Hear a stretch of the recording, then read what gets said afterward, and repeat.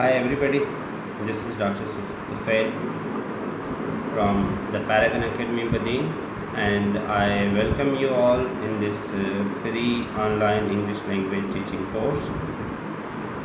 Today we are going to have its 28th session.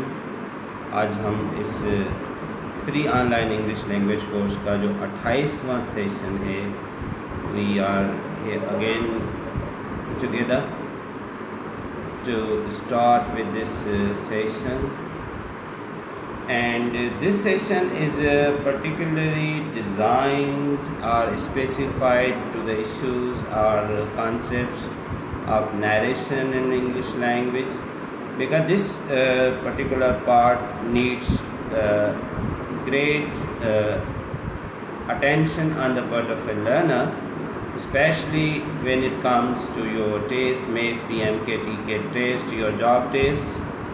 But most important thing is that when you sit to write, जब आप लिखते हैं, narration has a very vital, very key or pivotal role there, particular when you are writing essays or you are writing reports.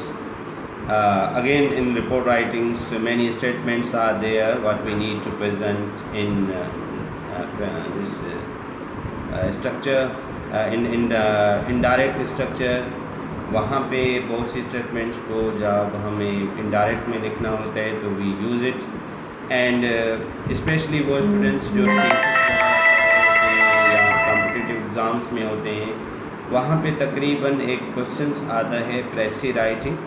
प्रेसी writing में भी ये चीज़ बहुत important है कि अगर वहाँ पे डायरेक्ट जो सेंटेंसेस आते हैं, when we are going to write precis of that part, we try to convert or change those direct sentences into indirect sentences. So this is how this segment is again very important, and it has its key significance in language as well.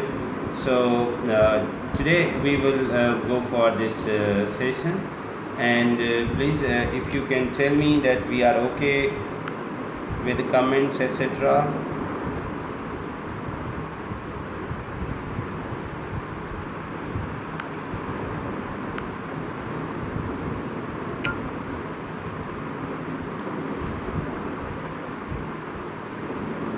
Thank you very much. If you are clear with the voice and picture etc.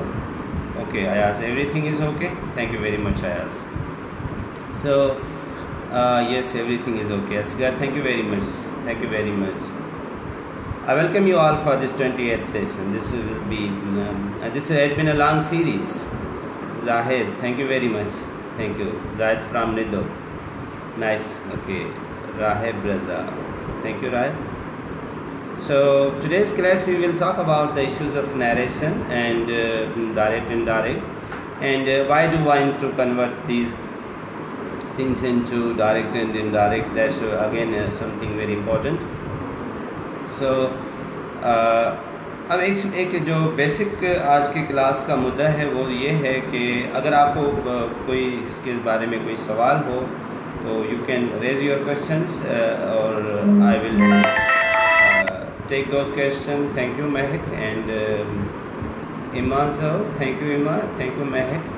So if you have any questions regarding this chapter, please you do asking me during conversation. I will be answering your question as well, and I will also be explaining these different aspects of narration and direct, indirect, and why do we use direct and indirect. तो पहली बात ये कि direct speech है क्या. देखें, जब हम बात करते हैं तो कोई भी जो अल्फाज हैं, जो किसी के कहे हुए अल्फाज हैं, अगर आप उनको डायरेक्ट वही अल्फाज लिखना चाह रहे हो तो you can write this will be called direct method. उसमें कहना क्या है कि जो कुछ उसके मुंह के अल्फाज हैं उनको आप इन्वर्टेड कॉमा में बंद रखेंगे ताकि पता चले कि ये these words belong to a particular speaker. पहली बात. और जब हम इनडायरेक्ट करते हैं तो हम ये करते हैं कि हम उसी बात को जो है ना वो दूसरे अल्फाजों में चेंज करके बताते हैं. बात वही होती है, मोल मदन वही होता है, लेकिन सिर्फ हम जो है उसके अंदर पर नाउन के चेंजेस करते हैं. तो चेंज करके हम जो है वो बात को बताते हैं। अब उसमें एक चीज़ की जो इम्पोर्टेंस है क्लियरिटी, जो बहुत ज़्यादा रिक्वायर्ड होती है, और बहुत से स्टूडेंट्स जब डायरेक्ट से इनडायरेक्ट में जाते हैं तो वो फिर इन चीज़ों के प्रोनाउन के चेंजेस का वगैरह का जब ख्याल नहीं रखते, न्याज वालेकुम सलाम, थैंक यू, जब ख्याल नहीं रखते तो वो चीज़ें फिर जो है मिसअंडरस्टैंडिंग का शिकार हो जाती है। मिसाल के तौर पे एक कैरेक्टर है जिसका नाम है जो है ना वो जाहिद। जाहिद कहता है कि मैंने चोरी की। जाहिद सेज, अब ये जाहिद के अल्फाज हैं, आई हैव कमिटेड थेफ्ट। अच्छा, अब यही बात जब आप दूसरे बंदे को बताने जा रहे हो, ये आई हैव कमिटेड थेफ्ट, मैंने चोरी की है, ये अल्फाज किसके हैं? जाहिद के।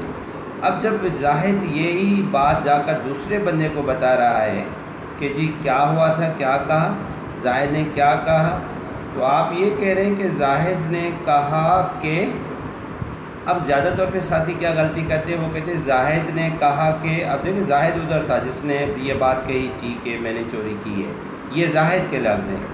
अब जब आबिद जो है वो ये बात बता रहा है जो है वो वसीम को, तो आबिद कह रहा है कि जाहिद ने कहा था मैंने चोरी की है। अब मैंने चोरी की में एक इबहाम है, एक चीज़ें मुबहम हो जाती है कि जाहिद ने कहा है कि मैंने चोरी की है। अब जब ये वो बात आबिद बता रहा है तो आबिद का मतलब क्या, मैं से मुराद आबिद का क्या मतलब है कि आबिद ने चोरी की है या जाहिद ने चोरी की है। तो इसके लिए क्लैरिफिकेशन बहुत लाजमी होती है, इसमें प्रोनाउन का बड़ा रोल होता है। अब जो ना वो जाहिद ने कहा है कि मैंने चोरी की, ठीक है, आबिद जब ये बात बता रहा है वसीम को जो जाहिद ने कही है, तो आबिद क्या कहेगा कि जी जाहिद ने कहा है कि उसने चोरी की है, ना कि मैंने चोरी की है। जब जाहिद मैं बोलेगा तो ये मैं हो जाएगा, जाहिद की तरफ इशारा हो जाएगा। इससे लैंग्वेज के अंदर मिसअंडरस्टैंडिंग पैदा होने के इम्कान होते हैं कि आया कि ये मैं कौन, जाहिद या जो ना वो आबिद। तो जब हम लिखते हैं तो ये क्लियर होता है कि जाहिद के जो वर्ड्स हैं उसको हम दोनों तरफ से इन्वर्टेड कामा में बंद रखेंगे। जब मैं इन्वर्टेड कामा कह रहा हूँ, इसका दूसरा नाम कोटेशन मार्क होता है। ये अमेरिकन लैंग्वेज के अंदर हमेशा डबल डाले जाते हैं, डबल कोटेशन मार्क होते हैं, और जब आप ब्रिटिश इंग्लिश में जाते हैं तो कोटेशन मार्क्स हमेशा सिंगल होते हैं। ये रूल है पक्का इनके जनों लिखने का। सो in that sense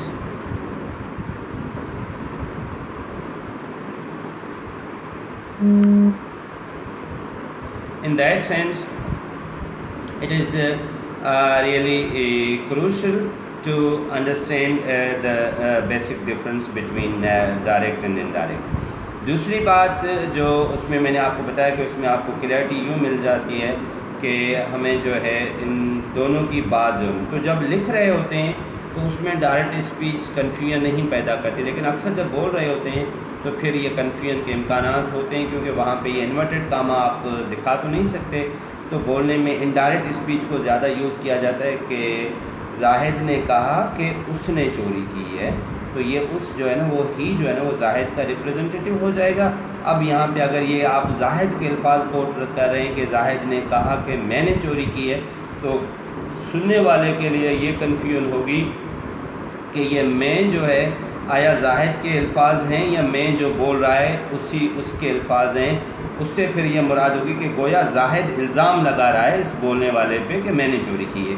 C this is the ambiguities etcetera.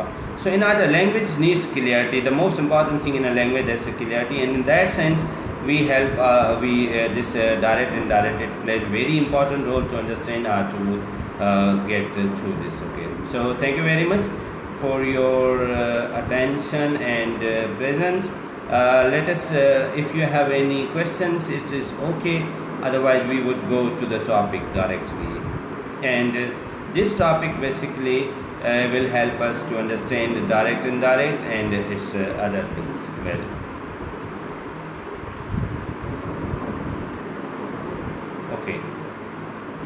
तो ये चूँकि इसको हम नरेशन भी इसलिए कहते हैं कि जब हम स्टोरीज़ वगैरह बताते हैं ये वो, तो उसमें भी हम इसका इस्तेमाल करते हैं। तो ये किस्म इसके लिए हम टर्म यूज़ करते हैं narration, that's direct and indirect. अब जो बेसिकली है डायरेक्ट स्पीच है क्या कि the original words of speaker, किसी भी बंदे के जो अपने वर्ड्स हैं वही अगर आप रेफ़र करें that is called direct words. Okay, and मिसाल के तौर पे he said to me I am coming. Okay, जब आप जो है वो इसकी बात करते हैं पर्टिकुलर डायरेक्ट की, तो इसमें देखें ये एक डायरेक्ट सेंटेंस है, he said to me comma I am coming in a jiffy. उसने कहा मैं एक लम्हे में आ रहा हूँ। जिफ़ी का इन अ जिफ़ी, जिफ़ी का मतलब होता है कि थोड़े टाइम के अंदर। तो अब पहली बात है कि डायरेक्ट स्पीच का जो सेंटेंस है उसको जब हम ब्रेक करते हैं तो हम इसको ब्रेक करते हैं दो पार्ट्स के अंदर, one is a reporting, other is a reported. Reporting and reported. Reporting part से मुराद होती है कि रिपोर्टिंग पार्ट आपको ये बताता है कि बात कर कौन रहा है और किससे कर रहा है। दो चीज़ें इंपॉर्टेंट है, दैट्स रिपोर्टिंग। बोल कौन रहा है वो सब्जेक्ट होता है, किससे वो बात कर रहा है वो ऑब्जेक्ट होता है। तो रिपोर्टिंग स्पीच आपको ये बताती है कि बात करने वाला कौन है और किससे कर रहा है, नंबर वन। रिपोर्टेड स्पीच आपको क्या बताती है कि जी बात जो उसने कहा क्या है, जो बात कही गई है वो बात क्या कही गई है। रिपोर्टेड स्पीच आपको बताएगी कि कहा क्या गया है, और रिपोर्टिंग बताएगी कि कौन कह रहा है और किससे कह रहा है। तो ये जो चीज़ होगी रिपोर्टिंग और रिपोर्टेड, ये क्लियर होनी चाहिए। आगे मैं जब भी वर्ड यूज़ करूँगा रिपोर्टिंग वर्ब जब मैं यूज़ करूँगा तो आप समझेंगे कि ये रिपोर्टिंग स्पीच में जो वर्ब यूज़ है ये रिपोर्टिंग वर्ब है, और जब मैं रिपोर्टेड वर्ब कहूँगा तो उससे मुराद है कि ये जो रिपोर्टेड स्पीच है इसमें जो वर्ब मौजूद है ये रिपोर्टेड स्पीच वर्ब कहलाएगा। तो ये क्लियर रहिएगा, रिपोर्टिंग और रिपोर्टेड ये मैं बार बार रिपीट करता रहूँगा। तो पहले ये क्लियर हो कि रिपोर्टिंग जो बात करने वाला और जिससे बात की जाए ये रिपोर्टिंग स्पीच में आएंगे, और रिपोर्टेड जो उसने बात कही है। और रिपोर्टिंग स्पीच में इस्तेमाल होने वाले वर्ब को हम रिपोर्टिंग वर्ब कहते हैं, और रिपोर्टेड वर्ब में पार्ट में इस्तेमाल होने वर्ब को हम we call it reported verb. Okay, so that two things should be clear, reporting and reported. और अब हम इनके बारे में मज़ीद, अब इनडायरेक्ट में क्या होता है, इनडायरेक्ट में ये होता है कि जो regional words of speakers they are change according to the person speaking. फिर वो जो बंदा बोल रहा होता है वो जो है ना उसी की बात को कोट नहीं करता बल्कि उसकी बात को चेंज करके इनडायरेक्ट स्पीच में बताता है, that is called indirect speech. He says to me, अब देखिए ये रिपोर्टिंग है, रिपोर्टिंग में कहने वाला कौन है, ही। किससे कह रहा है, मी से। ये सब्जेक्ट ही है, ऑब्जेक्ट क्या है, मी है। और आई राइट ए लेटर, ये जो इन्वर्टेड कामा के अंदर है ये जो है ना रिपोर्टेड स्पीच है, रिपोर्टेड स्पीच। और रिपोर्टेड स्पीच को हमेशा हम इन्वर्टेड कामा में डालते हैं, ठीक है। और रिपोर्टिंग जो है ना वो रिपोर्टिंग को और रिपोर्टेड को जो है हम इस तरीके से अलहदा करते हैं, दरमियान में कामा डालते हैं। और जब हम इसको रिपोर्टिंग को रिपोर्टेड में डालते हैं तो फिर हमारे पास ये तरीके हो जाते हैं कि ही सेज टू मी के। अब हमने यहाँ पे कामा हटाया और ये इन्वर्टेड कामा हटाया, दरमियान में हमने कंजक्शन दैट लगाया जो इनके दरमियान लिंक पैदा करा। He says to me that he writes a letter, that he writes letter, उसने मुझे कहा कि वो ख़त लिखता है, दैट्स इनडायरेक्ट स्पीच। तो रिपोर्टिंग और रिपोर्टेड को कामा देकर सेपरेट किया जाता है। रिपोर्टेड स्पीच को डायरेक्ट के अंदर इन्वर्टेड कामा में रखा जाता है, ये अमेरिकन में डबल है और ब्रिटिश इंग्लिश में सिंगल कामा डाली जाती है। और जब हम रिपोर्टेड में कन्वर्ट करते हैं तो हम पहला काम ये करते हैं कि ये कामा हटा देते हैं और फिर कंजक्शन दैट डाल के और इन्वर्टेड कामा हटाकर और इसको जो है ना इसके प्रोनाउन चेंज करते हैं, then we put into indirect speech. अब देखें मसला तरीक़ेकार क्या होता है कि 3 तरीक़ेकार होते हैं कि आप जो है आप रिपोर्टिंग स्पीच को कैसे लिखते हैं। आमतौर पे इनिशली आपको ये सिखाया जाता है कि पहले रिपोर्टिंग स्पीच रखो, फिर कामा दो, उसके बाद इन्वर्टेड कामा दो और फिर रिपोर्टेड स्पीच लिखो, उसको सेंड करो और इन्वर्टेड कामा के साथ बंद करो। Generally we use this method, okay. लेकिन सिंपल ये ज़रूरी नहीं है। मिसाल के तौर पे हमारे पास मुख्तलिफ तरीके होते हैं कि जिस तरह एक उसकी मिसाल,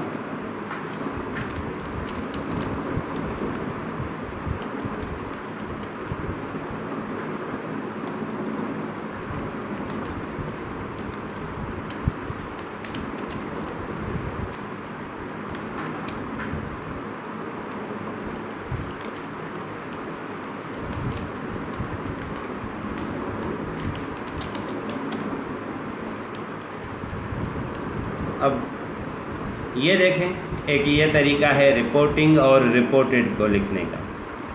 सिंपल जो तरीका क्या होता है कि हम लिखते हैं कि Christ said inverted comma friendship is the marriage of two souls, full stop inverted comma बंद। ये एक तरीक़ेकार है कि रिपोर्टिंग स्पीच को आगे रखें, क्राइस्ट सेड, फिर कामा डालें, friendship is the marriage of two souls, और उसके बाद आप जो है रिपोर्टेड स्पीच को इन्वर्टेड कामा में लिखें और उसको बंद करें। दिस इज़ वन वे, एक तरीका लिखने का कि रिपोर्टिंग और रिपोर्टेड उनको सेपरेट करें और दरमियान में कामा डालें। दूसरा तरीका लिखने का बिल्कुल इसके बरक्स होता है कि हम रिपोर्टेड स्पीच को आगे ले जाते हैं, ठीक है। मिसाल के तौर पे हम रिपोर्टेड स्पीच से सेंटेंस की शुरुआत कर रहे हैं और अब हमें ये जो है वो हटाना पड़ेगा, ठीक है। और यहाँ पे हम लिखेंगे क्राइस्ट सेड, ठीक है। अब हमने ये रिपोर्टिंग और रिपोर्टेड को यहाँ पे जो है ना वो पहले हमने रिपोर्टेड को रख दिया, friendship is the marriage of two souls, said the Christ या क्राइस्ट सेड, क्राइस्ट ने फरमाया। तो ये जो है अपना जो है ना दूसरा तरीका। पहले तरीके में रिपोर्टिंग को आगे रखें, रिपोर्टेड को बाद में रखें। दूसरे तरीके में रिपोर्टेड को आगे रखें, रिपोर्टिंग को आखिर में रखें। और तीसरा तरीका ये होता है कि जिसमें हम रिपोर्टेड स्पीच को तोड़ते हैं और रिपोर्टिंग को उसके दरमियान रखते हैं। दिस इज थर्ड मेथड हो गया। अब देखिए ये रिपोर्टेड स्पीच है, इन्वर्टेड कामा से बात शुरू हुई, फ्रेंडशिप दोस्ती, और फिर अभी हम ये यूज़ करें, ये रिपोर्टिंग है, सेड क्राइस्ट, क्राइस्ट ने फरमाया। तो अब क्या हो रहा है कि हम रिपोर्टेड से बात करें, उसको इन्वर्टेड कामा देकर रोक रहे हैं। यहाँ पे इन्वर्टेड कामा बंद हुई है, फिर दोबारा हम कामा देकर सेड क्राइस्ट, क्राइस्ट ने फरमाया, कामा देकर फिर हम आगे दोबारा अपनी रिपोर्टेड स्पीच को कंटिन्यू कर रहे हैं। अगर आप देखेंगे ये जो बात फ्रेंडशिप पे रुकी थी, ये दोबारा यहाँ से कंटिन्यू हुई। आप याद रखेंगे मैंने आपको बताया था कि 5-6 ऐसे मकामात हैं जहाँ पे हमें कैपिटल करना होता है। फुल स्टॉप के बाद कैपिटल करें, क्वेश्चन मार्क के बाद कैपिटल करें, एक्सक्लेमेशन साइन के बाद कैपिटल करें, प्रॉपर नाउन को कैपिटल करें, प्रॉपर एडजेक्टिव को कैपिटल करें, और जब इन्वर्टेड कामा शुरू होती है तो हम बात को कैपिटल लेटर से लिखते हैं। यहाँ पे देखें फ्रेंडशिप का मैंने एफ कैपिटल किया है। तो अब आप कहेंगे कि सर ये जो आपने यहाँ पे कैपिटल किया है तो इधर क्यों नहीं किया, जो इसमें आपने इज़ को आई कैपिटल क्यों नहीं किया? देखें इसलिए कि मेरी जो रिपोर्टेड स्पीच है वो असल में शुरू इधर से हुई है, फ्रेंडशिप से हुई है, ओके। और फ्रेंडशिप के बाद जो है मैंने उसी बात को रोका है और मैंने रिपोर्टिंग स्पीच डाल के दोबारा अपनी रिपोर्टेड स्पीच को शुरू किया है। इसके लिए चूंकि मेरी रिपोर्टेड स्पीच यहाँ से शुरू हुई है, ये एफ कैपिटल है, तो इसलिए मैंने इसको कैपिटल नहीं किया, क्योंकि यहाँ से इससे शुरुआत नहीं हो रही। जो फ्रेंडशिप पे कामा देकर जिस बात को आपने रोका था उसको दोबारा आप कंटिन्यू करें। तो ये दोनों तरफ से देखें कामा मौजूद है और दोनों तरफ से कामा देकर आप जो है वो रिपोर्टेड को शुरुआत की, फिर कामा दी, रिपोर्टिंग को डाला, फिर कामा दी, और उसके बाद आपने अपने रिपोर्टेड स्पीच को कंप्लीट करके यहाँ पे जाकर इसको फुल स्टॉप कर दिया। That is a way, these are the different ways to use this. तो ये 3 तरीक़ेकार होते हैं generally we put there to write this reporting speech, and we can put in a different ways, okay, 3 different ways of putting this reporting speech। के पहले में आपने reporting और रिपोर्टेड डालें, दूसरे में रिपोर्टेड पहले लाएं, रिपोर्टिंग को बाद में ले जाएं, थर्ड में आप रिपोर्टेड को दरमियान में से शुरुआत करें, दरमियान में रिपोर्टिंग रखें और फिर रिपोर्टेड स्पीच की तरफ चले जाएं। So these are the 3 ways to go with this type of writing indirect. Indirect okay. अब पहले जब हम रूल्स पे आते हैं, the first rule that's very important comes regarding is, पहला रूल इसमें ये आता है कि प्रोनाउन के रूल्स क्या हैं। जब आप डायरेक्ट और इनडायरेक्ट में पढ़ रहे होते हैं तो first rule that comes to pronoun, okay. तो ये याद रखें कि all the first person pronoun in the reported speech will be change according to the subject of the reporting speech, okay. Now see, चूँकि ये रिपोर्टेड स्पीच है, ये reporting speech है, मैंने ऑलरेडी क्लियर बताया हुआ है। और रिपोर्टेड और रिपोर्टिंग को कामा से सेपरेट किया जाता है। जो चीज़ इन्वर्टेड कामा में रखी जाती है we call it reported speech. Rule number 1 ये कहता है कि all first person pronoun in a reported speech. इस रिपोर्टेड स्पीच के अंदर जितने भी फर्स्ट पर्सन प्रोनाउन हैं, अब फर्स्ट पर्सन प्रोनाउन हमारे पास कौन से आते हैं? आई और वी। आई और वी ये उसके सब्जेक्टिव केस हैं, मी या अस उसके ऑब्जेक्टिव केस हैं, माय या आ ये उसके पॉजिटिव एडजेक्टिव हैं, माइन या आर्स उसके पॉजिटिव केस हैं, माय सेल्फ, आर सेल्फ। तो ये सब फर्स्ट पर्सन प्रोनाउन में आते हैं, आई या वी। तो पहला रूल ये कहता है कि जितने भी इसके अंदर फर्स्ट पर्सन हों, आई वी, जितने भी फर्स्ट पर्सन प्रोनाउन आए उसको आप किसके मुताबिक चेंज करें? रिपोर्टिंग के सब्जेक्ट के मुताबिक। दोबारा बता दूं कि फर्स्ट पर्सन प्रोनाउन जो रिपोर्टेड स्पीच में यूज़ हुए हैं उसको आप रिपोर्टिंग के, ये रिपोर्टिंग है, उसको रिपोर्टिंग के सब्जेक्ट के मुताबिक चेंज करें। All the first person pronoun in the reported speech will be change according to the subject of the reported speech, reporting speech. अब देखें, यू से टू मी, आप मुझे कहते हैं कि I am writing a letter to my brother. अब ये जो आई है ये किस में कन्वर्ट होगा? आई फर्स्ट पर्सन है। यू से टू मी, आप मुझे ये कह रहे हैं कि you are writing a letter to your brother. ये माई जो था पॉजिटिव केस था, तो यहाँ पे पॉजिटिव एडजेक्टिव था, तो यू का पॉजिटिव, इस टाइम हमारा सब्जेक्ट यू है, तो हम इन तमाम चीज़ों को उसको इस सब्जेक्ट के मुताबिक चेंज करेंगे। तो ये आए देखो यहाँ पे क्या बन गया? यू बन गया। जो माई था वो क्या बन गया? योर बन गया। So I am writing, you say that you are writing a letter to your brother. This is how we simply put this first rule. तो रूल नंबर 1 ये कहता है कि आप हमेशा सब्जेक्ट को जो जितने भी फर्स्ट पर्सन आते हैं रिपोर्टेड स्पीच के, you should change them according to the subject of the sentence. Second rule ये कहता है कि जितने भी सेकंड पर्सन आए जिसमें यू होता है या द होता है, यू, योर्स, योर सेल्फ, यो, ये सेकंड पर्सन आते हैं। जितने भी सेकंड पर्सन आते हैं उनको आपने किसके मुताबिक चेंज करना? Change them according to the object. Now that's clear. पहला रूल ये कहता है कि फर्स्ट पर्सन को सब्जेक्ट के मुताबिक चेंज करें। रिपोर्टेड स्पीच में जितने भी फर्स्ट पर्सन प्रोनाउन आ रहे हैं उनको सब्जेक्ट के मुताबिक चेंज करें। रूल नंबर 2 कहता है कि रिपोर्टेड स्पीच के अंदर जितने भी सेकंड पर्सन हों, अब सेकंड पर्सन किस शक्ल में हो सकते हैं? योर हो सकता है, योर्स हो सकता है, यू हो सकता है, योर सेल्फ हो सकता है, अगर अकेला है तो योर सेल्फ, प्लूरल है तो योर सेल्स। ये तमाम जो है सेकंड पर्सन की शक्लें हो सकती हैं। इसको आप तब्दील करेंगे कि यहाँ पे इस रिपोर्टिंग स्पीच जो है ना उसका ऑब्जेक्ट कौन सा है। इसका रिपोर्टिंग का सब्जेक्ट ही है और ऑब्जेक्ट कौन है? किससे ये बातें हो रही हैं? मी के साथ। तो ये जो यू है ना ये किस में तब्दील होगा? मी के साथ। अब आते हैं कि he says to me you are not working well. He says to me you, अब यू कौन सा केस है? सब्जेक्टिव केस है।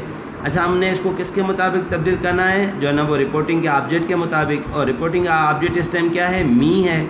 तो मी का सब्जेक्टिव केस क्या होगा? जिस तरह यू जो है ना, यू का सब्जेक्टिव केस है, यू का सब्जेक्टिव केस है, इसी तरीके से we simply use it as a objective case.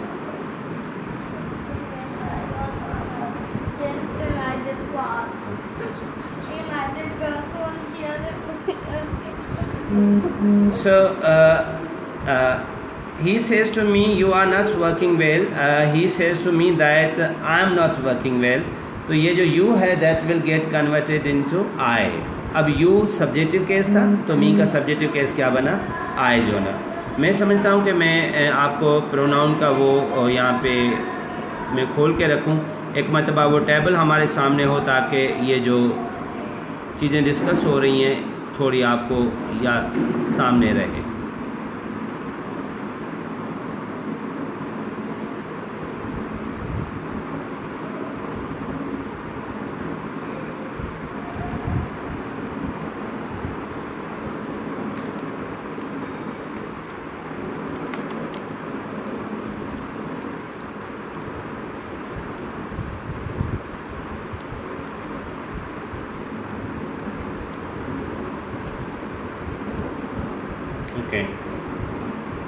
अब अगर इस टेबल को आप देखें, this is a table for pronoun. Okay, so ये फर्स्ट पर्सन आई, वी, ठीक है ना। आई फर्स्ट पर्सन है, वी फर्स्ट पर्सन है, यू या दो ये सेकंड पर्सन है, he she it they one ये थर्ड पर्सन कहलाते हैं। ये सब इनके सब्जेक्टिव केस हैं। ये me, us, you, thee, him, her, it, them, one, these are objective cases. Mine's, ours, yours, thine, his, hers, its, theirs, one's. They are possessive cases. My, our, your, thy, his, her, its, theirs, one's. They are possessive adjective. Myself, ourself, yourself, them, thyself, himself, herself, itself, themselves, oneself. They are reflexive cases. So in this situation now it's clear to you कि हम इनके जो cases हैं pronoun के, उसमें आपको ये table आपके सामने आपके जहन में होनी चाहिए कि you have to change them accordingly with this situation. So ये जो यू जो था, यू को हमने किसके मुताबिक तब्दील करना था? मी के मुताबिक। अब देखें मी तो यहाँ पे ऑब्जेक्टिव केस है, यू खुद क्या है? सब्जेक्टिव केस है। तो जब आप चेंज करेंगे तो आप उसी सब्जेक्ट में जाएंगे। अब अगर आप इसमें देखें तो यू का जो है ना वो अपना मी जो है वो ऑब्जेक्टिव केस है और मी का सब्जेक्टिव केस क्या है? आई है। जिस तरह यू सब्जेक्टिव केस है ना, तो आई भी सब्जेक्टिव केस है। तो इसीलिए हमने इस यू को किस में कन्वर्ट किया है? आई में कन्वर्ट किया है। And then we are simply moving this from direct to indirect. तो रूल नंबर 1 जहन में रखें कि whatever are first person pronoun जितने भी रिपोर्टेड स्पीच में आते हैं, change them according to the subject. यहाँ पे जो भी आपका सब्जेक्ट हो, यू हो, ही हो, शी हो, इट हो, अली हो, नासिर हो, दे हो, वाट एवर, इसके फर्स्ट पर्सन को आप तब्दील करें सब्जेक्ट के मुताबिक। And what ever the second person जितने भी यहाँ पे आ रहे हों, सेकेंड पर्सन वो यू भी हो सकता है या दो आएगा। अब दो THOU दो, ये जो दो है ये बहुत कम यूज़ होता है, ये लिटरेरी लैंग्वेजेस में होता है, हम यूज़ करते हैं। इसकी डिग्रीज में आपको पढ़ा चुका हूँ। मैं आपको कहूँ कि you are my brother, though are my brother, I teach you, I teach thee, this book is yours, this book is thine, where is your pen, where is thy pen, okay? अब you yourself भी होता है, yourself भी होता है। देखिए you अकेले बंदे के लिए भी यूज़ होता है, you ज़्यादा लोगों के लिए भी यूज़ होता है।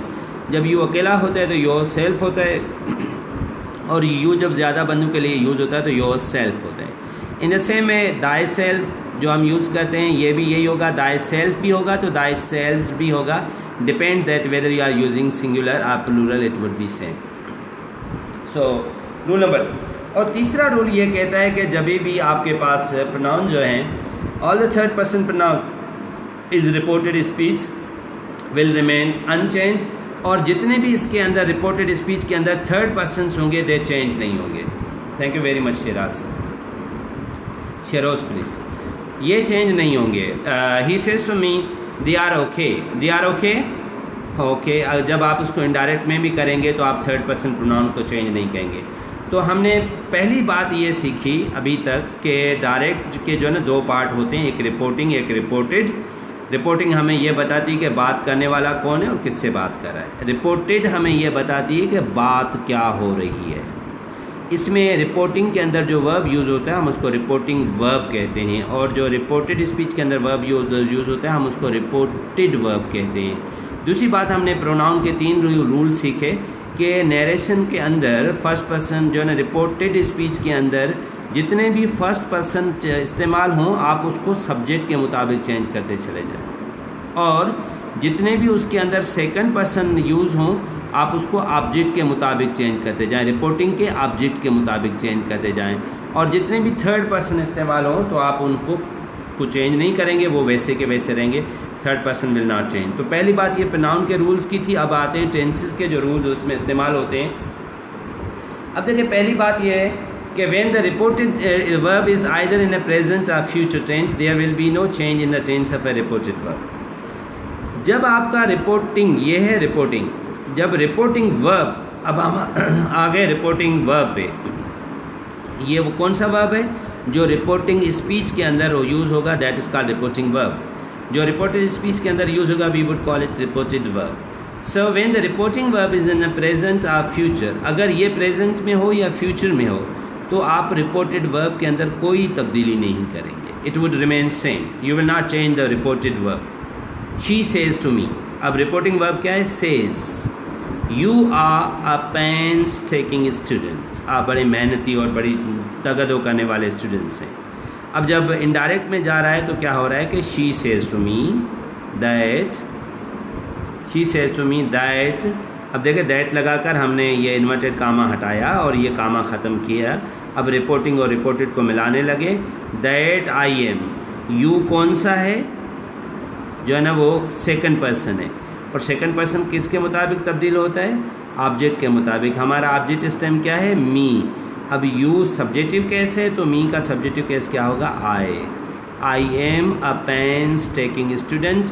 ये भी प्रेजेंट टेंस टू बी है और ये भी प्रेजेंट टेंस टू बी है। ये भी प्रेजेंट में, ये भी प्रेजेंट में। We are not going to change the tense of reported speech. तो हमने टेंस का पहला रूल ये हुआ कि व्हेन द रिपोर्टिंग वर्ब क्या होता है? जो हम reporting verb tense reporting speech में यूज़ करते हैं। Whenever the reporting verb is in present और future tense, there will be no change in the verb of reported speech. या रिपोर्टेड वर्ब रिपोर्टेड स्पीच के अंदर use होने वाले verb को चेंज नहीं करेंगे। लेकिन when the reporting verb is in a past form, लेकिन जब रिपोर्टिंग पास्ट में आ जाए, ये जो अभी सेज था ना ये सेड बन जाए, ठीक है। ये जो आस्क अगर है तो ये आस्क्ड बन जाए। जब ये पास्ट में जाएगा तो उसके बाद there after the reported verb will be change in accordance with its corresponding past. तो फिर वो जो रिपोर्टेड होगा वो फिर पास्ट में चेंज हो जाएगा। दैट इज़ फिर वो अपने करस्पॉन्डिंग पास्ट में चला जाएगा। मिसाल के तौर पे ये present indefinite tense will be change into past indefinite tense. He said to me, I take exercise daily. I take exercise daily. Take is a present indefinite tense.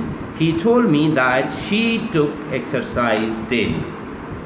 She told me that I, ये I first person है, इसको हमने subject के मुताबिक change किया तो she बन गया। अब ये टेक प्रेजेंट इंडेफिनिट टेंस था, इसको हमने पास्ट इंडेफिनिट टेंस किया तो पास्ट इंडेफिनिट टेंस में हम वर्ब का सेकंड फॉर्म यूज़ करते हैं। He said that she took exercise daily. अच्छा, जो प्रेजेंट कंटिन्यूस टेंस आता है तो वो पास्ट कंटिन्यूस टेंस में चेंज हो जाता है। She said. अब देखें ये है रिपोर्टिंग स्पीच और रिपोर्टिंग वर्ब कौन सा है? सेड। सेड क्या है? पास्ट है। I am reading a book, present continuous tense, ये तब्दील हो जाएगा पास्ट कंटिन्यूस के अंदर। She told that she, I जो था सब्जेक्ट के मुताबिक she, am present continuous tense was में चला गया, past continuous tense I was reading a book. तो प्रेजेंट इंडेफिनिट टेंस तब्दील होता है पास्ट इंडेफिनिट में, प्रेजेंट कंटिन्यूस तब्दील होता है पास्ट कंटिन्यूस में, प्रेजेंट परफेक्ट टेंस तब्दील होता है पास्ट परफेक्ट टेंस में। We have meet ago, he told me that they had meet अगो।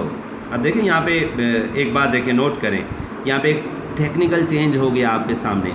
अच्छा, अब देखें क्या है? ही सेड टू मी, उसने मुझे कहा वी हैव मेट अगो, ये प्रेजेंट परफेक्ट टेंस है।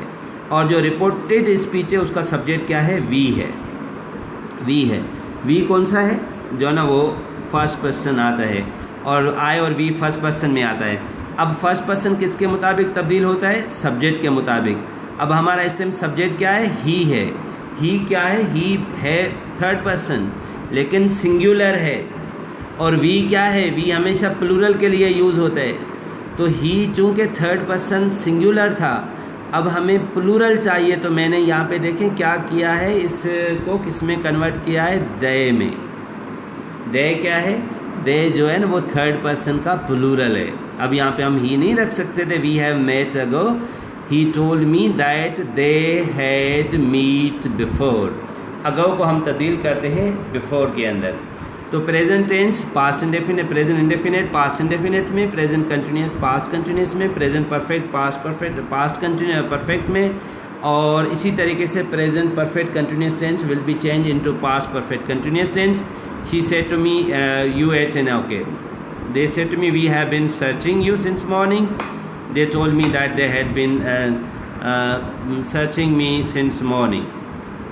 सो प्रेजेंट परफेक्ट कंटिन्यूस टेंस ये है we have been searching, that will be change into past perfect continuous tense had been searching. इसी तरीके से जब पास्ट इंडेफिनिट टेंस आ जाएगा, अब देखिए प्रेजेंट इंडेफिनिट गया पास्ट इंडेफिनिट में, प्रेजेंट कंटिन्यूस चेंज हुआ पास्ट कंटिन्यूस में, प्रेजेंट परफेक्ट हुआ पास्ट परफेक्ट में, प्रेजेंट परफेक्ट कंटिन्यूस चेंज हुआ पास्ट परफेक्ट कंटिन्यूस टेंस में।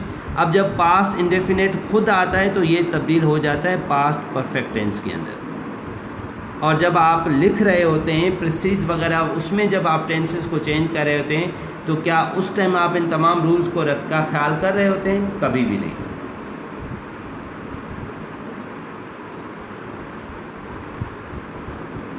लास्ट टाइम मैंने एक इनडायरेक्ट सेंटेंस यूज़ किया था पिछली क्लास में कि teacher said asked if they needed the note. ये जो है ना वो इंटेरोगेटिव टेंस था। अगर मैं इसको इनडायरेक्ट में रखता तो फिर मुझे इन्वर्टेड कामा ये वो सब डालने पड़ते, तो वहाँ पे मैंने उस पैराग्राफ के अंदर क्या किया था, मैंने इनडायरेक्ट सेंटेंस यूज़ किया था और बड़ा मुख्तसर स्टेज के अंदर मैं बहुत बड़ी जो है ना वो उस सिचुएशंस को एक्सप्लेन करके गया था। तो हमें इनडायरेक्ट बहुत फ़ायदा देता है जब हम इस तरह के सिचुएशन में राइटिंग में होते हैं, खुसूसन प्रेस राइटिंग एसेट्रा। तो अब देखें यहाँ पे ये आ रहा है प्रेजेंट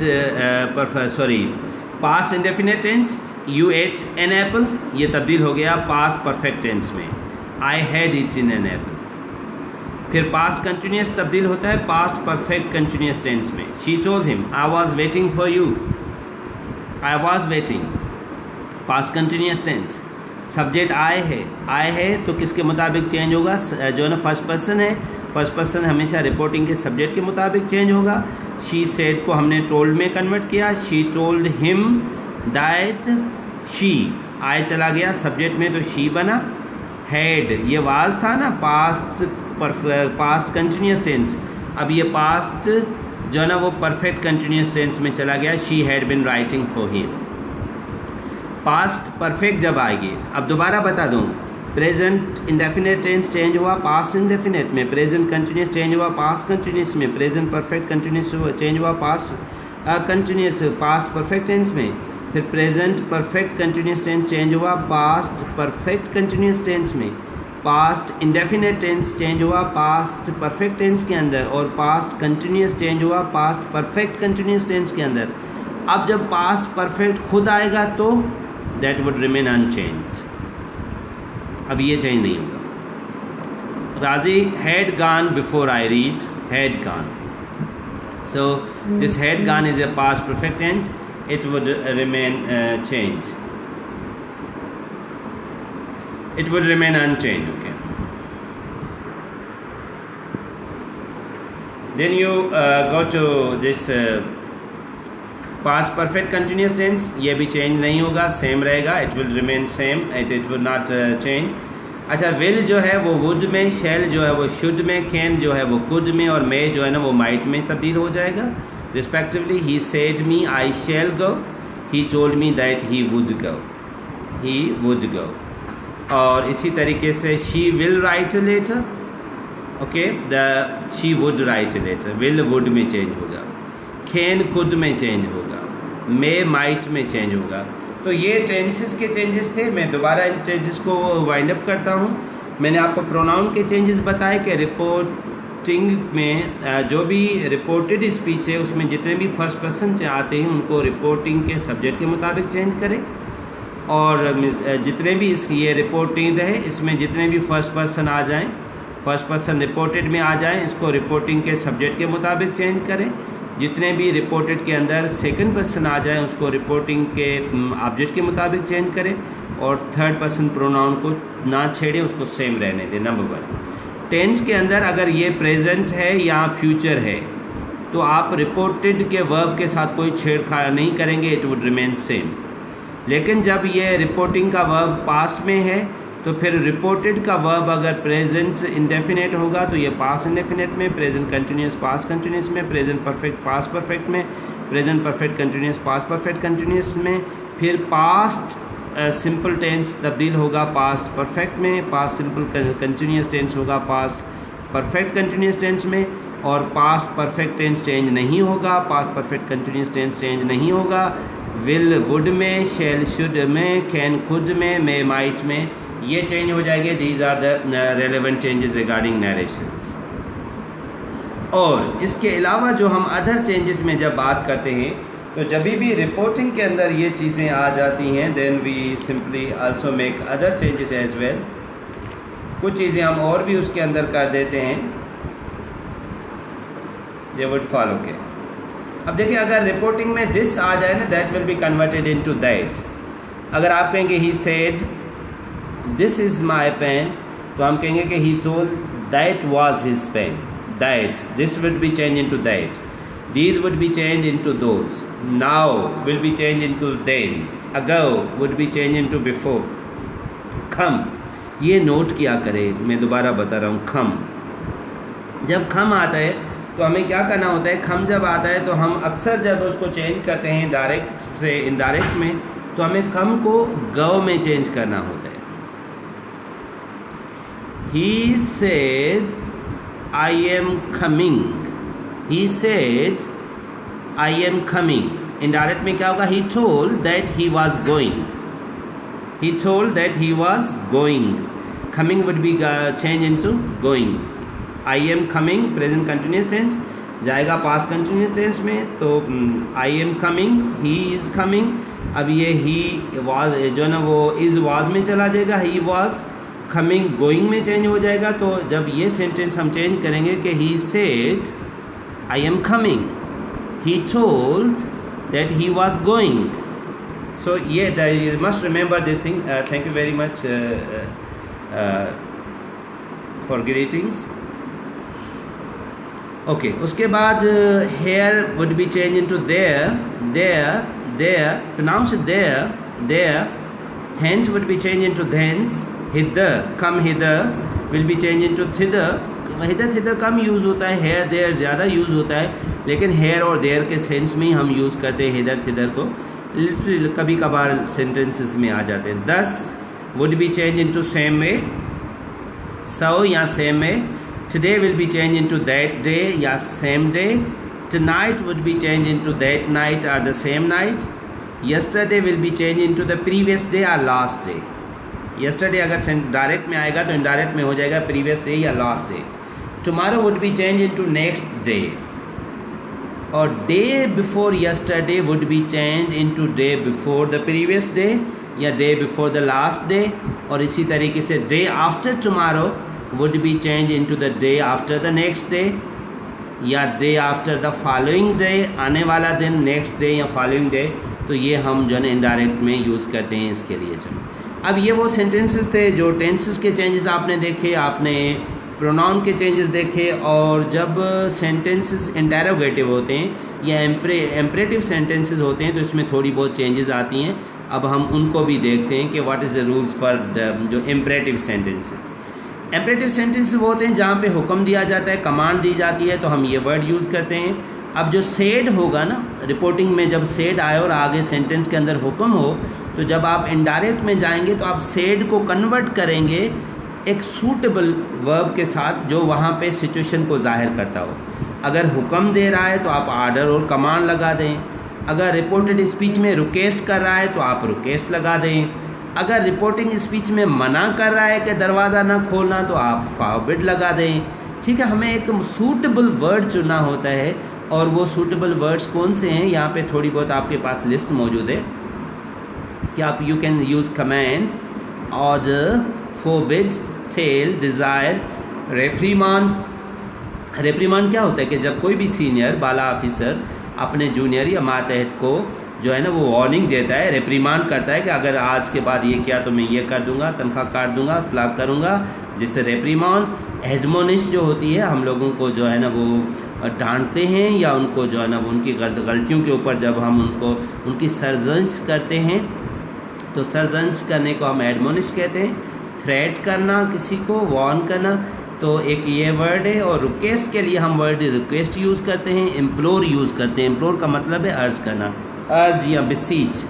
और सोलिसिट या एपोलोजाइज, तो अगर वर्ड्स रिपोर्टेड स्पीच के अंदर जो वर्ड जो हैं वो इस तरह के हैं, रिक्वेस्ट है या वहाँ पे किसी की जो है ना वो उसको सदा दी जा रही है, उसकी इल्तिजाएं की जा रही है, मिन्नत और समाजत की जा रही है, तो आप बिसीच लगा सकते हैं, अर्ज और इम्प्लोर लगा सकते हैं।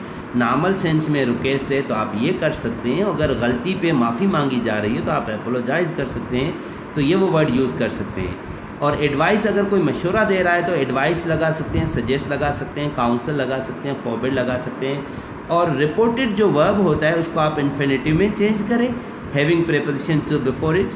और जो आपके पास वर्ड है ना कि he said shut the door, तो आप कहेंगे he ordered to shut the door. He said comma inverted comma शुरू, शट द डोर हुक्म दे रहा है, तो ये जो शट है जो रूट है इसको आप इन्फिनेटिव में कर दे टू शट। तो इस सेंस के अंदर you can simply change these roots. He said to me shut the door, he commanded or ordered me to shut the door, commanded or ordered to shut the door, to shut। he said his children don't go out। अच्छा याद रखें please, इस sentence को गौर से देखें और ये अक्सर टेस्ट में सवाल आते हैं ना इसमें। he said his children, उसने अपने चिल्ड्रेन को कहा don't go out, बाहर मत जाना, ठीक है। अच्छा अब इसके लिए चूंकि यहाँ पे मना किया जा रहा है तो हमने क्या किया दिया कि he forbade his children to go out. अच्छा बहुत से स्टूडेंट्स के जहन में ये होगा कि जब टेस्ट आता है तो उसमें लिखा था he forbade his children not to go out, तो वो कहते हैं ना डोंट गो आउट, तो वो कहते हैं हाँ जी यहाँ पे नॉट ज़रूर आना चाहिए। देखिए जब आपने मना किया तो ये सेंटेंस क्या, ये सेंटेंस आपको बता रहा है कि उसने बाहर जाने से मना किया। He forbade his children to go out का मतलब है कि उसने उन्हें बाहर जाने से मना किया। That's very important. He forbade his children to go out, इसने उन्हें बाहर जाने से मना किया। तो मना किया बस सिंपल है। अब ये नहीं हुआ कि उसने मना किया जो ना, अब इसमें नॉट आप नहीं लगा सकते, कभी भी नहीं लगाएंगे। ये बहुत ज़्यादा जो है कॉमन गलती है जो हमारे स्टूडेंट्स करते हैं, वो समझते कि ऊपर डू नॉट लिखा हुआ है तो वो यहाँ पे लगाते हैं forbade his children not to go out. चूँकि आपने फॉरबेड लगा दिया, फॉरबेड का मतलब है मना किया है, तो मना करने से मतलब क्या, पूरे सेंटेंस में लिखा कि उसने बाहर जाने, उसने बच्चों को बाहर जाने से मना किया। That's it, right. So forbade के इस्तेमाल में नॉट के इस्तेमाल को ना कीजिएगा। जिस तरह मैंने नो एनी के इस्तेमाल से आपको मना किया था कि डबल नेगेटिव नहीं होता, तो ये उसी सेंस में आएगा। They said to me shut the door and don't switch on the fan. अब देखिए इसमें दो सूरत हाल है।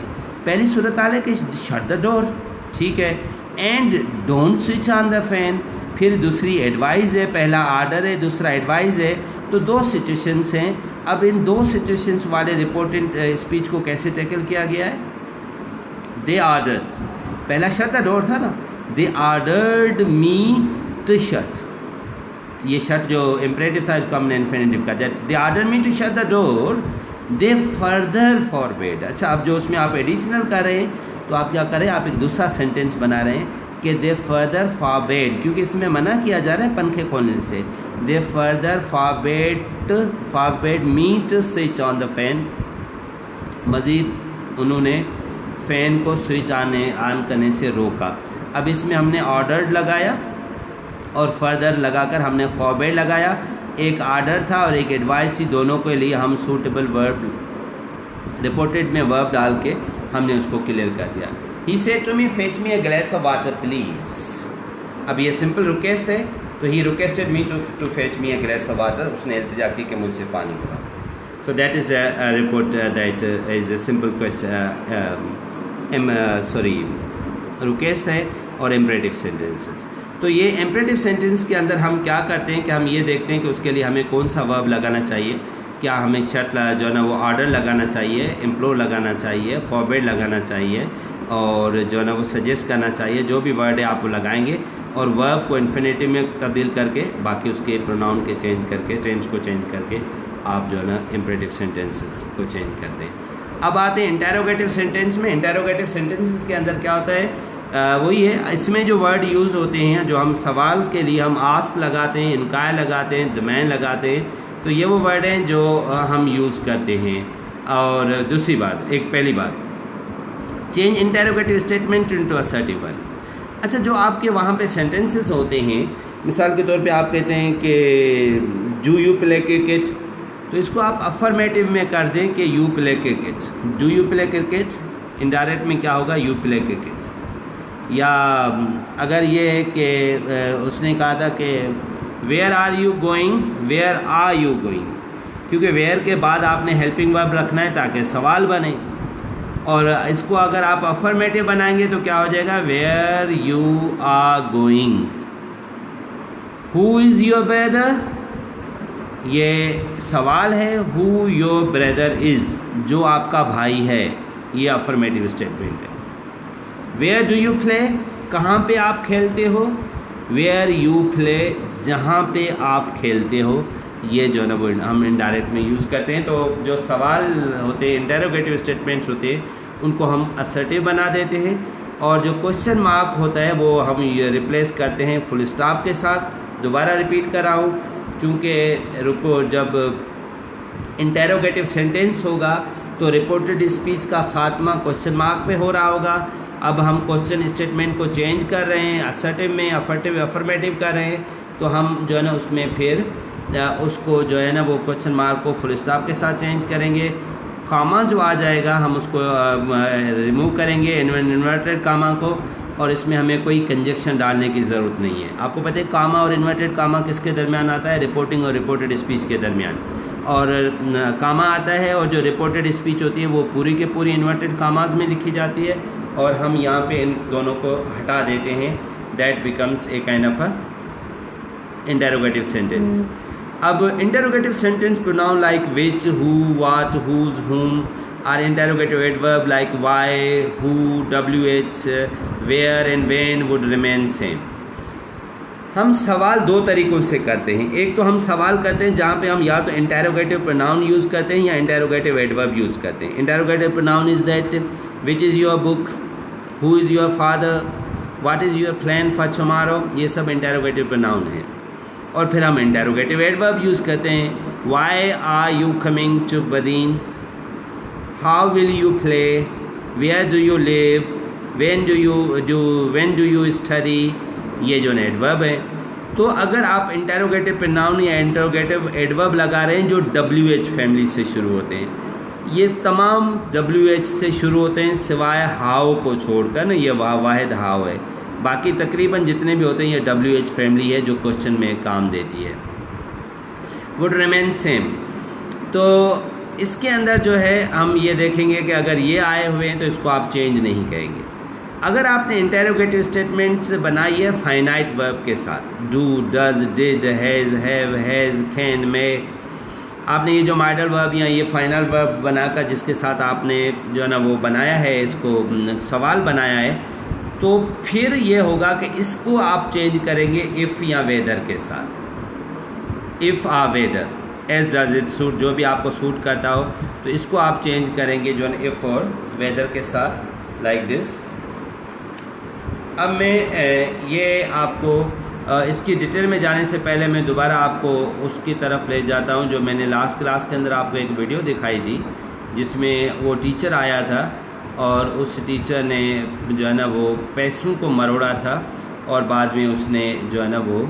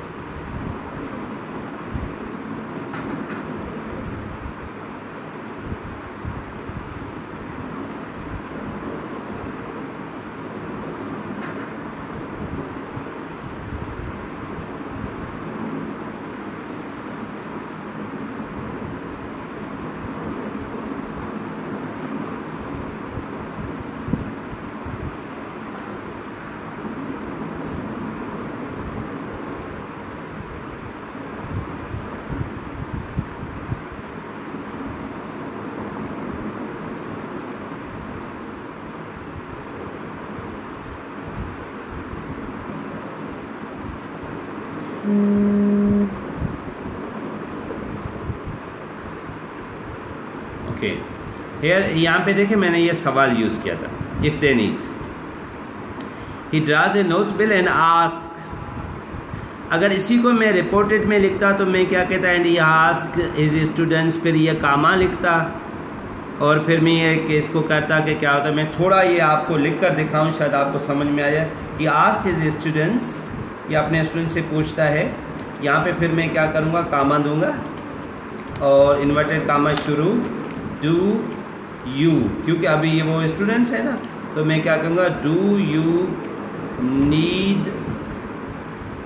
नीड इट, क्या आपको ये नोट चाहिए? ओके, तो ये डायरेक्ट स्पीच है। अब मैं यहाँ पे क्या कह रहा हूँ, ही ड्राज अ नोट बिल, एक नोट $20 का नोट निकालता है, एंड आस्क हिज स्टूडेंट्स, अपने स्टूडेंट से पूछता है, इफ़ दे नीड इट, अगर उसको ये चाहिए या उनको ये नोट चाहिए, if they need it. Okay, देखिए इफ़ दे नीड इट यहाँ पे मैंने किसके साथ, ये जो डू था ना, जो फाइनाइट वर्ब से सवाल बना था ना, इसको मैंने किसकी मदद से चेंज किया था, इफ़ की मदद से। इफ़ दे नीड इट, अगर उसको ये चाहिए। ये असल में है डायरेक्ट इनडायरेक्ट की खूबसूरती, और ये है इसका रियल वैल्यू, जहाँ पे हमें असल आपके साथ हमारे साथ प्रॉब्लम ये कि हम आपको डायरेक्ट इनडायरेक्ट कहाँ सिखा देते हैं, अकेला हम आपको रूल्स पढ़ा देते हैं, लेकिन जब आप सेंटेंस या पैराग्राफ में लिख रहे होते हैं, उधर आप इन चीज़ों का ख्याल नहीं करते कि वाकई भी आपके वहाँ पे नरेशन सही चल रहे हैं या कुछ, तो फिर ये चीज़ जो है ना वो प्रॉब्लम का शिकार हो जाती है, लाइक दिस थिंग। सो अब आते हैं हम जो है ना वो क्वेश्चन के पे जो है ना वो इस रूल पे। तो अगर ये फाइनाइट वर्ब के साथ हों तो फिर आप इफ़ या वेदर लगा देंगे। अब देखें, he said to me where do you live, ये WH फैमिली है, ठीक है। सेड को हमने, क्योंकि अब यहाँ पे इंक्वायर कर रहा है ना, पूछ रहा है कहाँ रहते हो, तो देखिए यहाँ पे क्या किया है हमने, सेड की जगह पर इंक्वायर्ड रखा दिया। He inquired of me where do you live, ये वेयर डू यू लिव ये कौन सा है, प्रेजेंट इंडेफिनिट टेंस है, इसको हमने कन्वर्ट करना है पास्ट इंडेफिनिट टेंस में। तो वेयर डू यू लिव का हो जाएगा where I lived, present indefinite tense convert हो गया पास्ट इंडेफिनिट टेंस में, वेयर वहीं रहा, क्वेश्चन मार्क ख़त्म हो गया, हमने आखिर में फुल स्टॉप दिया। उसने इंक्वायर किया कि मैं किधर रहता था या मेरी रहने की जगह कौन सी थी, वेयर आई लिव्ड, कहाँ पे किधर मैं रहता था, ही इंक्वायर्ड, उसने पूछा, that's different. He said to me what is your name, उसने पूछा कि आपका नाम क्या है। अब देखिए ये व्हाट यूज़ कर रहा है, अभी हमें व्हाट है तो व्हाट रहेगा, हु आया तो हु रहेगा, वेयर आया तो वेयर रहेगा, हाउ आया तो हाउ रहेगा, इसको हम चेंज नहीं करेंगे, इसकी जगह पर हम इफ़ या वेदर नहीं यूज़ करेंगे।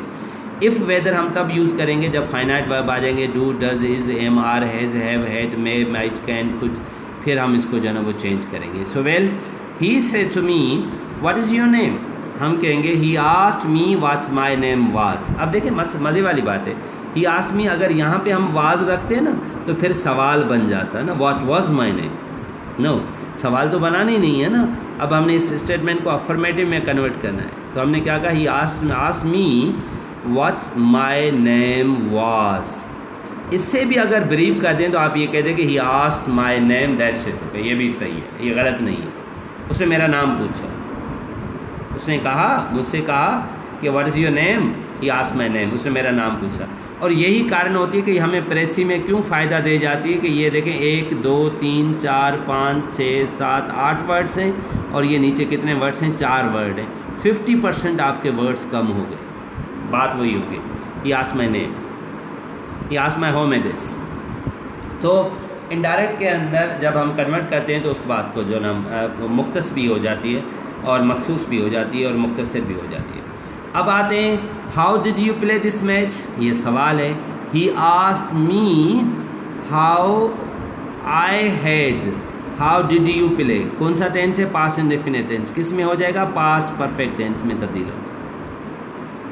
हाउ हैड आई नहीं, अगर हैड को आगे ले जाओगे तो सवाल बन जाएगा, हमने यहाँ पे फुल स्टॉप डाला हुआ है, तो आई के बाद हेल्पिंग वर्ब को रखें तो फिर ये सवाल नहीं बनता, अगर इधर रखेंगे तो ये जो ना, क्योंकि ये याद करें मैंने आपको पहले पढ़ाया भी था कि जब आप ये जो सवाल करते हैं तो आपको इस चीज़ का ख्याल होना चाहिए कि आपको हमेशा WH के बाद हो, कि अगर मैं कहूँ कि where do you live, where do you live, where do you live, आप कहाँ पे रहते हो, और आप अगर मैं कहें कि वेयर यू लिव, जहाँ पे आप रहते हो, तो इसका मतलब है जहाँ पे आप रहते हो, कहाँ पे रहते हो, जहाँ पे आप रहते हो।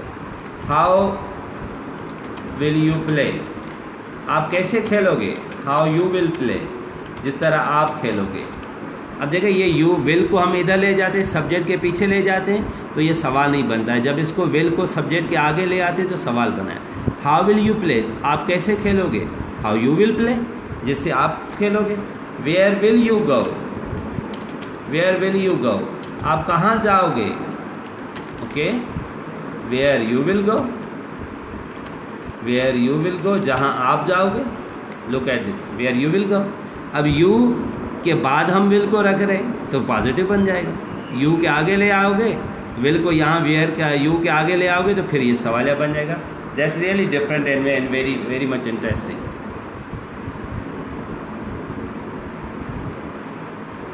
So what is your name? And he told me how do you play this match? तो हम कहेंगे he asked me that I had played the match. Do you play cricket? तो हम क्या कहेंगे, yes if। do अभी आया है ना, तो do को आप कन्वर्ट करेंगे if या वेदर के साथ। उसने पूछा क्या मैं क्या आप क्रिकेट खेलते हो, यहाँ पे सवाल है। अब do की जगह पर if या वेदर लगाओ और इसको फुल स्टॉप कर दो, whether do you play cricket, यहाँ पे if I played cricket, कि अगर मैं क्रिकेट खेलता। He said to me, who is the letter written? Who is the letter written by? Who do you go with? Do you take food timely? अब देखिए इसमें 3 सवाल हैं। पहला सवाल है, he asked me who the letter was written by. Who is the letter written? Who the letter was, present tense to be, तब्दील हो गया past tense to be के अंदर। Who is the letter written by? Who the letter was written by? खत किससे लिखा गया? He further inquired, who do you go with? उसने मज़ीद पूछा, he further inquired of who I went with. Who do you go with, present indefinite tense, who I went with। यहाँ पे who did नहीं होगा, फिर वो गलत हो जाएगा, who I went with, क्योंकि आपने जो है इसको सिंपल पास्ट में रखना है। He also further asked, इसने मज़ीद कहा। यहाँ पे मैंने कहा था ना he further inquired, अब मैं कह रहा हूँ he also further asked if I took food timely। उसने क्या कहा है, do you take food timely। अब do आ गया ना, तो do की जगह पर हमें if या वेदर लगाना है, और मीन जो आ गया वो सब्जेक्ट के मुताबिक चेंज होना है, okay. Further asked if I took food timely, अगर मैंने खाना अपना सही टाइम पे खाया, सो इट गॉट। अब देखिए इसमें हमने 3 सिचुएशंस डाल के we have just simply change it. Thank you very much Sajan, thank you very much, love you बेटा too. So this would be interesting for this interrogative sentence। मैं दोबारा सिंपल बता दूं, जब इंटरोगेटिव सेंटेंसेस होंगे तो आप उसमें इस चीज़ का ख्याल करें कि आपने वहाँ पे जो सेड है इसको इंक्वायर में लगा सकते हैं, आस्क में लगा सकते हैं, और उसके बाद जो सेंटेंस अगर WH फैमिली से शुरू हो रहे हैं तो WH को मेंटेन रखिएगा, लेकिन जो इंटरोगेटिव सेंटेंस है उसको अफर्मेटिव में, असर्टिव में तब्दील कर दीजिएगा, और इसके अंदर जो है ना आपको कंजक्शन लगाने की ज़रूरत नहीं पड़ती। दरमियान में रिपोर्टिंग और रिपोर्टेड को सेपरेट करके जो हम कंजक्शन लगाते थे उसकी आपको ज़रूरत नहीं पड़ती इंटरोगेटिव सेंटेंस के अंदर। और सबसे आखिर में वर्ड्स जो होते हैं वो एक्सक्लेमेटरी सेंटेंसेस होते हैं, जिसमें अजब की निशानी होती है, हैरानी की निशानी होती है। तो these are exclamatory words. And to exclaim with sorrow, pain, grief, joy, happiness, prayer, hatred, applause, pray, desire, wish. तो ये वो वर्ड हैं जो हम यूज़ करते हैं जो है ना वो इनको एक्सप्लेन करने के लिए। जो एक्सक्लेमेशंस होती हैं, ये टू एक्सक्लेम विद सारो,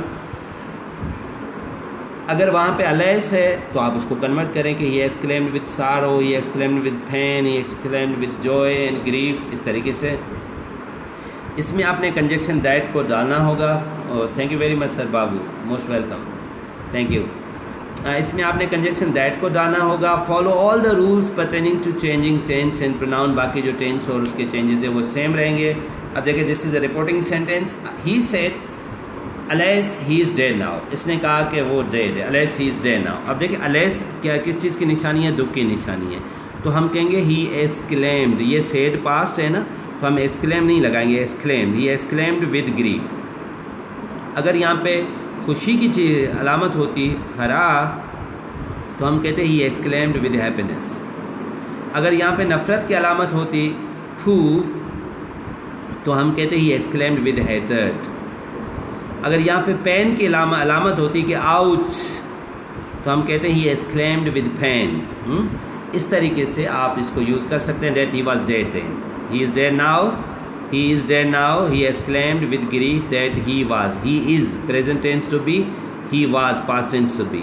देखिए he थर्ड पर्सन प्रोनाउन है तो ये चेंज नहीं होता, ये इधर भी he खड़ा हुआ है। is present tense to be है, past tense to be चला गया। now किस में कन्वर्ट हो जाएगा, then में। This will be converted into that, these into those, now into then, before into ago, ago into before.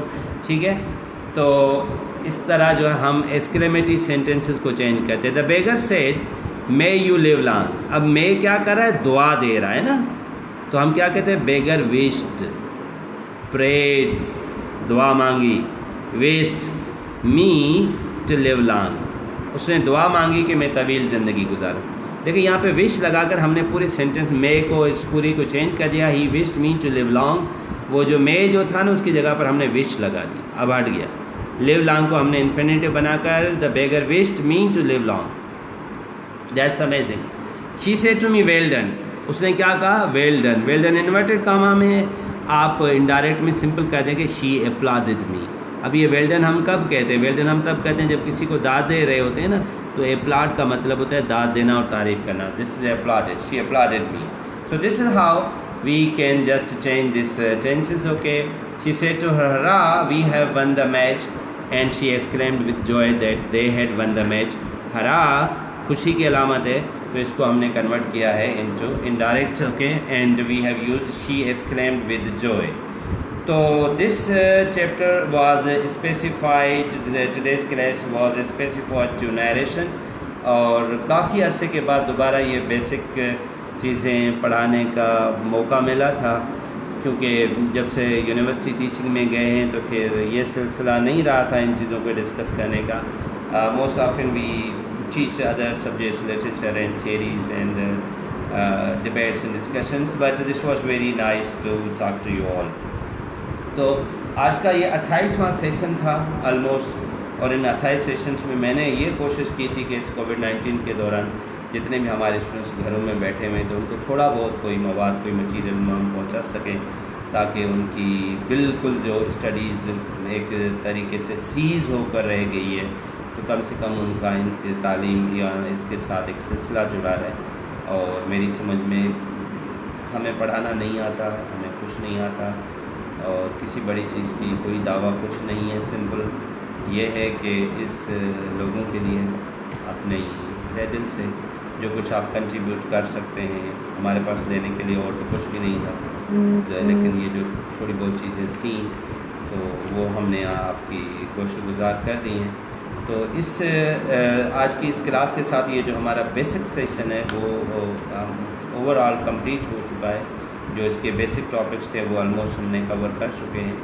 तो I think this will be helping you all lots आपकी studies में, आपकी education में, और जो हमारे स्कूल और कॉलेज लेवल के स्टूडेंट्स हैं उनको इससे फ़ायदा होगा.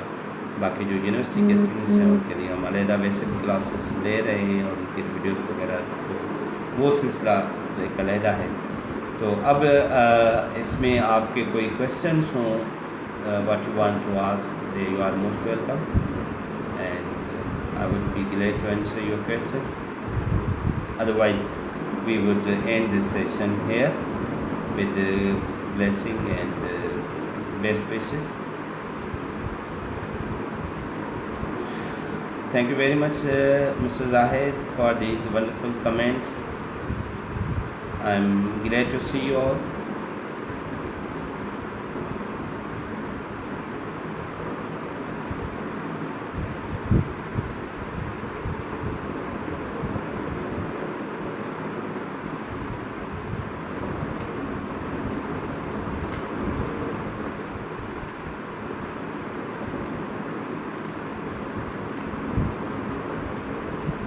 Any other question, please?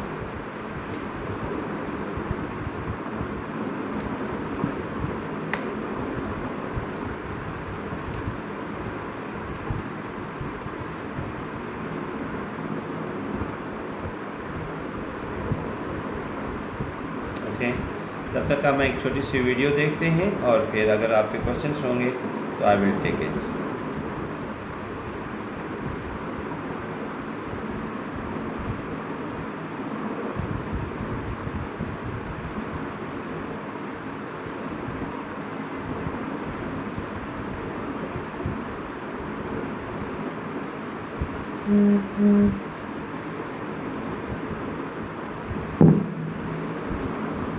FM line in. especially if you're sitting in front of somebody important. They'll know your value and know your craft. And don't sell yourself short for a job. Especially if you're sitting in front of somebody important. They'll make you think you'll never have that opportunity again. And it's a lie. And there is nothing more important than your self-integrity. And I'm going to tell you something. I said no to a lot of big dogs up in this industry. And it never hurt me. I might not have got that gig, but there was always another one to come around. Preserving your integrity is first and foremost. Never do anything you're going to wake up the next morning and look in the mirror and not feel good about. Don't do it. You'll have another chance. See the way this lady is going to talk about this, going to talk about individual integrity. Okay, बोले जब आप job के लिए जाते हैं लोग आप देखें अपनी इंटीग्रिटी को उसको जो ना वो know your value and know your craft. Okay, आपकी अपनी कोई इज्जत है, अपना कोई मकाम है और आपका कोई अपना क्राफ्ट है. Know your value and know your craft. And don't sell yourself short for a job. आप अपने आप को बेचो मत. आप जब जॉब के लिए जाते हो तो आपकी अपनी एक value. Sell yourself short for a job. Especially if you're sitting. If you are sitting in front of somebody important, okay, जब आप किसी एक इम्पोर्टेंट बंदे के सामने कोई बहुत बड़े बंदे के सामने इंटरव्यू दे रहे हो तो आपको ये लगता है कि बस अब पता नहीं अगर इसको मैंने जवाब दे दिया तो पता नहीं क्या होने वाला. Don't say like that in front of someone important, okay, ना like that. तो ये ना सोचेंगे इसके बाद अब आपको क्या. आप अपनी वैल्यूज़ पे अपनी इंटीग्रिटी को सेल न करो, भीख ना मांगो, अपनी इंडिविजुअलिटी को मेंटेन करो. Somebody important, they'll make you think you'll never. They will make you think that you will never have to that opportunity. जब आप बैठे होते तो वो आपको बार बार ये बता रहे थे कि आपको शायद ये मौका नहीं मिलेगा, लेकिन ऐसी बात नहीं है. Never have that opportunity again, and it's a lie. It's a lie. And there is nothing more important than your self-integrity. Nothing more important than your self-integrity. जो आपकी अपनी जो ना वो जो है अपनी ज़ात है, अपनी जो अना है, अपनी जो खुदी है, वो बहुत ज़्यादा important है, and you should not compromise on that. And I'm gonna tell you something. I said no to a lot of big dogs up in this industry. I said to a lot to big dogs up in this industry. इस industries में मैंने काफ़ी जो है ना वो लोगों को नो किया है, जो definitely she is a model and बहुत से लोगों को जो है जिसने इनकार किया. And it never hurt me. I might not have got that gig. I might not get this gig, okay, that gig, okay, that particular job. I may not get this, okay. हो सकता है दोबारा मुझे वो मौका न मिले छूट है. But there was always. But there was always another one to come around. But there was always one another to come around. Okay, that's very important thing. So you find another person, another individual, another opportunity. You need not to just go before the people. You don't start beseeching people. Okay, लोगों के सामने गिड़गिड़ाना, मिन्नतें करना, समाजत करने की कोई ज़रूरत नहीं है. Live as an individual and live as in the respectable life. Preserving your integrity is first and foremost. You preserve your integrity. अपनी integrity को वो बहुत ज़्यादा important है. That's most Never important. do anything you're gonna wake up the next morning and look in the mirror and not feel good about. कोई ऐसी चीज़ ना करो कि दूसरे दिन जब आप मिरर के सामने खड़े हो तो आपको लगे कि मैंने ये गलत किया था. Don't do like this. Don't do it. You'll have another chance. Really, that's the beauty of a life. Okay, so you don't need to just simply compromise on that thing and start saying like this. Okay, and here is one thing regarding politics and austerity and simplicity and commitment. सियासत और सियासत के अंदर क्या होती है?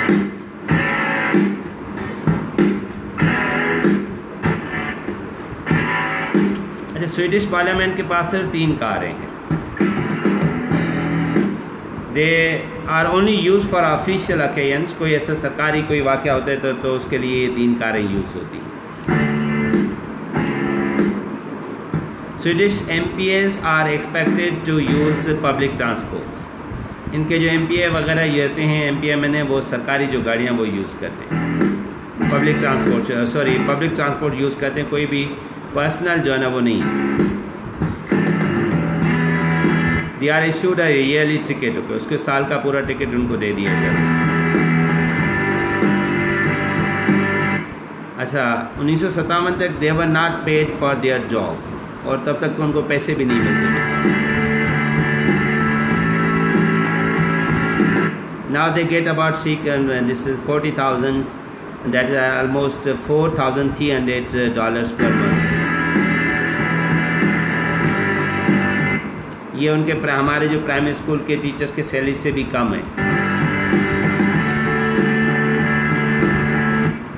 The MPs cannot raise their own salaries. वो अपनी तनख्वाहें खुद नहीं बढ़ा सकते. Apartments are provided for those from outside Stockholm. सिर्फ हॉस्टल्स फ्लैट्स उनको दिए जाते हैं जो स्टॉकहोम से बाहर के हों. जो स्टॉकहोम जो कि स्विट्ज़रलैंड का स्विडिश का कैपिटल सिटी है, अगर उसके बाहर के हैं तो फिर उनको राइश प्रोवाइड की जाती, नहीं तो वो भी नहीं.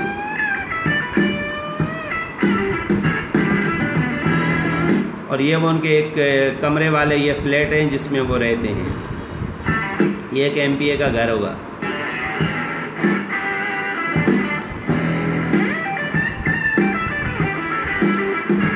The apartment have no washing machines or that dishwashers. Okay, they have to do this thing with their hands. Okay, they have to wash their clothes, they have to wash their dishes.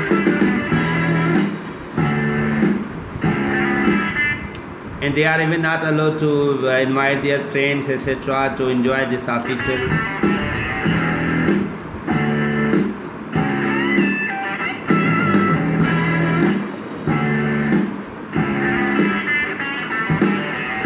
And if anyone invites any guest or family member, they would pay for that.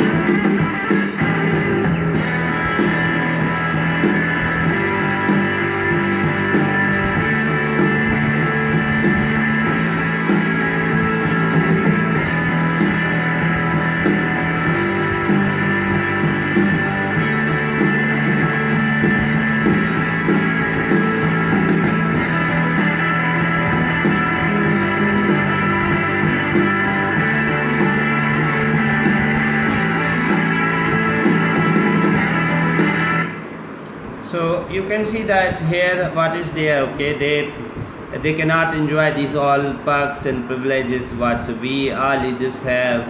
They cannot keep secretaries, they cannot keep private cars, etc. And even if they need to go by that private car, then if there's no other means, if there's not a public transport, they would use it for this. But again they would go for the shortest route. उनका कोई secretary नहीं होगा, उनका कोई guard नहीं होगा, उनके आगे पीछे 10 कोई गाड़ियाँ प्रोटोकॉल में नहीं होंगी, और ये वहाँ पे कोई उनको ज़्यादा तनख्वाहें नहीं मिल रही होंगी. और ये पब्लिक सर्विस की जो जॉब है ये कोई इतने ज़्यादा जो है ना वो लग्जरियस नहीं है या ज़्यादा लुक्रेटिव का मतलब होता है जिसमें बहुत ज़्यादा सैलरी मिलती है, पैकेजेस मिलती है, अभी कल लुक्रेटिव सैलरीज. सो वो नहीं है.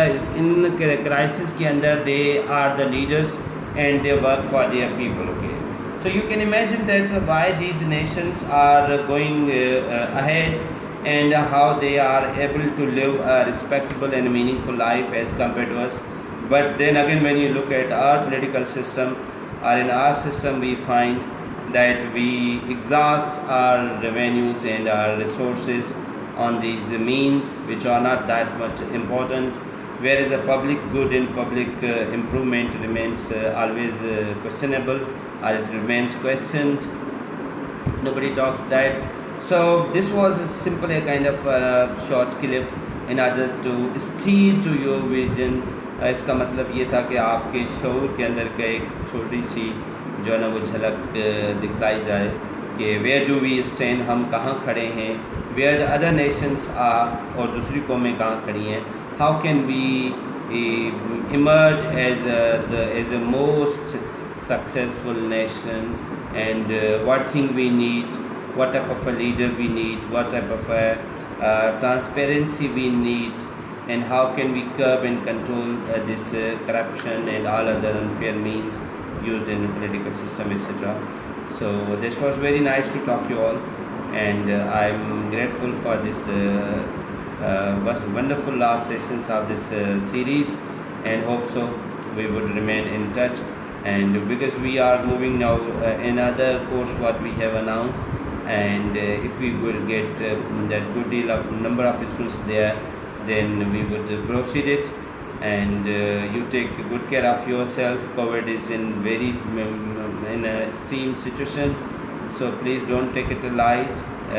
Majority of the people say that this is a joke, it is not something serious, but I again tell you, please don't take COVID as a non-issue. It is very serious issue, and take it very seriously, and take good care of yours and your family and your friends and your people.